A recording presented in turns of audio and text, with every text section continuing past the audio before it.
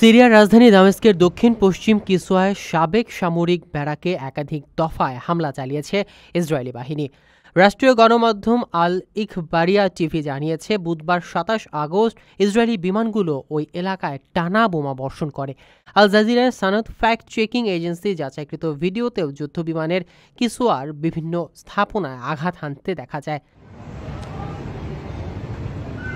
Israeli সেনারা ৪টি হেলিকপ্টারের ওই ব্যারাকে নেমে ২ ঘন্টার বেশি সময় অবস্থান করে। তারা ডজন খানেক সেনা ও অনুসন্ধানী সরঞ্জাম ব্যবহার করলেও সংঘর্ষ হয়নি।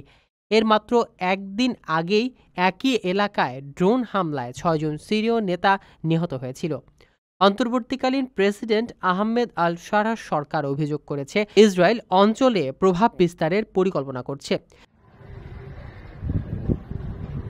সিরিয়ার পররাষ্ট্র মন্ত্রণালয় ওই হামলাকে আন্তর্জাতিক আইন ও জাতিসংঘ সনদের ঘোর লঙ্ঘন বলে নিন্দা জানিয়েছে। সাবেক প্রেসিডেন্ট বাশার আল আসাদের পতনের পর থেকে ইসরায়েল সিরিয়ায় শত শত হামলা চালিয়েছে।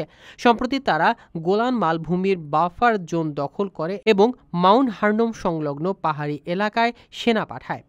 সিরিয়া এটিকে স্পষ্টভাবে বিস্তারবাদী পরিকল্পনার অংশ হিসেবে দেখছে।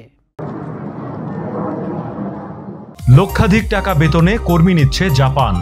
যেতে আগ্রহীরা যোগাযোগ করুন স্ক্রিনে দেয়া নাম্বারে।